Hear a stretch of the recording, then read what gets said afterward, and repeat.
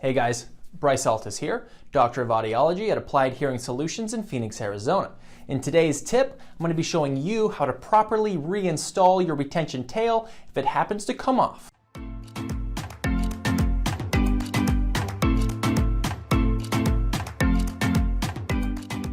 Like I've said in previous videos, properly cleaning and maintaining your hearing aids is a hugely important skill for all hearing aid users to have. I've made several videos already regarding how to actually properly clean and maintain your hearing aids, but one thing that I have not gone over yet is how to actually reinstall your retention tail if it happens to slip off of the receiver. Now, this usually happens when the rubber dome has been taken off of your receiver and when you're actually changing wax guards, but it can happen for a variety of other reasons as well. In this video, I want to clarify that I'm only really talking about receiver in the canal hearing aid. If you happen to have custom in-the-ear hearing aids or hearing aids that fit behind your ear but use a custom molded earpiece that goes in your ear, then this video is not for you. Here we have a receiver in the canal hearing aid with a retention tail.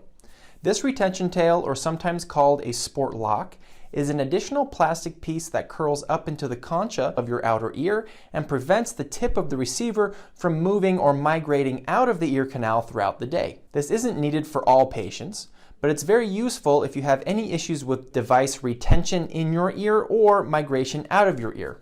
Every manufacturer has different ways of incorporating their retention tails, but they all accomplish the same basic thing, which is helping to anchor the hearing aid receiver in your ear and preventing the hearing aid from falling out. Most often, when people notice problems with their retention tail, it's because the sleeve of the tail has actually slid forward, covering the tip of the receiver and preventing the dome from being reinstalled once you've changed wax guards or were cleaning off your rubber dome off of the hearing aid.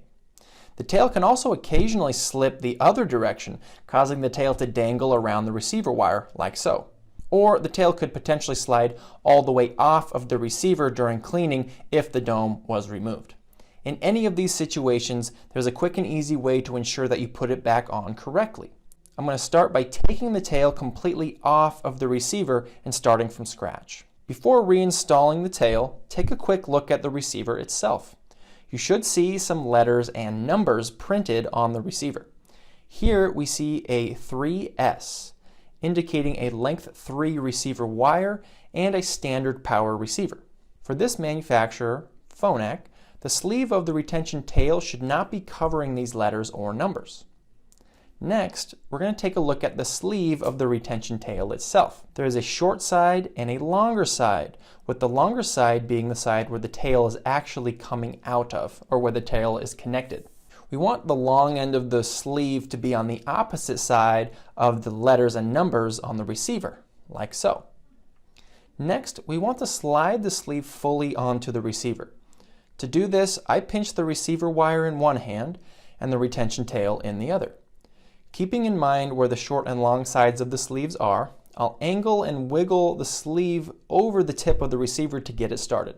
Next, we want to slide the sleeve all the way down the receiver until the sleeve no longer is covering the numbers or letters. There's 2 small bumps on the receiver itself and 2 small pinhole openings on the sleeve of the retention tail that help lock the sleeve in place. So you should feel a little click or snap once you slide the sleeve all the way to its resting spot, and it shouldn't want to move or slide easily once it's fully in place. Once in place, we should be able to hold up the hearing aid and see what looks like 2 little humps. One hump from where the receiver wire is extending out of the hearing aid and dropping down to the receiver, and one other hump where the retention tail is extending out of the receiver and curling back around.